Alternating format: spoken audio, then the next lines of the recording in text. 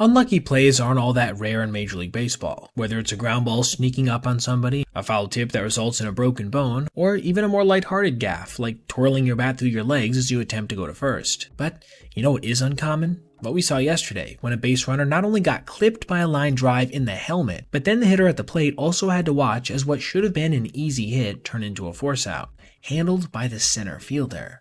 Entering the 5th inning, the Cubs, in a crucial near must-win game for the Cincinnati Reds, were down 1-0 after Will Benson crushed a one-out RBI double in the previous frame. Leading off was Moises Ballesteros, who managed to ground a well-placed changeup to Elly De La Cruz, who saw it go off his glove, allowing the rookie to reach. Just a little side note here briefly, but Elly has been pretty mediocre this year with the glove, which is a bit of a bummer considering what he did in 2024. Anyway, after Hunter Green, who we'll talk about in a second, managed to retire the next two hitters, including Carson Kelly on a blistering 100-mile-per-hour heater, Pete Crow Armstrong came to the plate, looking to potentially incite a two-out rally, and for a second it looked like he might have done so, crushing a line drive to the right side. Only, instead of reaching the outfield grass, it clanged off the head of base runner Ballesteros, knocking his helmet off completely while momentarily putting him on the ground. And even though he would manage to get up relatively quickly considering the circumstances, the ball had already somehow ricocheted to center fielder TJ Friedl, who managed to just nail him at second before he could slide in. You could tell from the reactions of both PCA and the catcher, Tyler Stevenson, how serious everyone was scared this could be, but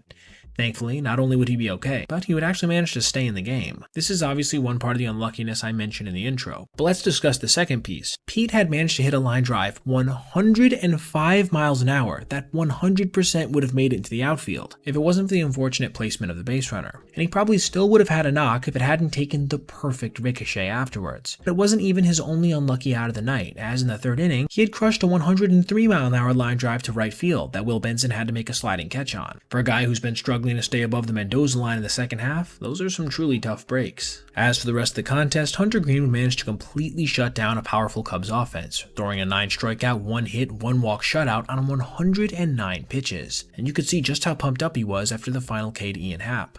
This put Cincinnati back in second place in the wildcard race, tied with the D-backs and just 2 games behind the Mets. And now, before we go, as I'm sure all of you have seen, Clayton Kershaw announced he's going to retire yesterday after 2025. As somebody who grew up watching the legend in his prime, this of course was a bit emotional for me, but I don't want to linger on anything negative in regards to the lefty when he leaves behind such an impressive legacy. In that vein, I wanted to share this stat with you guys as pointed out by OptaStats on Twitter. Kersh is the only pitcher in the history of Major League Baseball to make at least 150 career starts, and in that time, be more likely to deliver a scoreless performance than take a loss. Alright everybody, if you made it this far, I appreciate you watching, and if you did, consider checking out any of these other videos on your screen right now for other content just like this. Also, if you ever see anything you'd like to see me detail in the video, feel free to reach out to my email, basebpoet@gmail.com, and if I end up using your idea, I'll give you a shout out.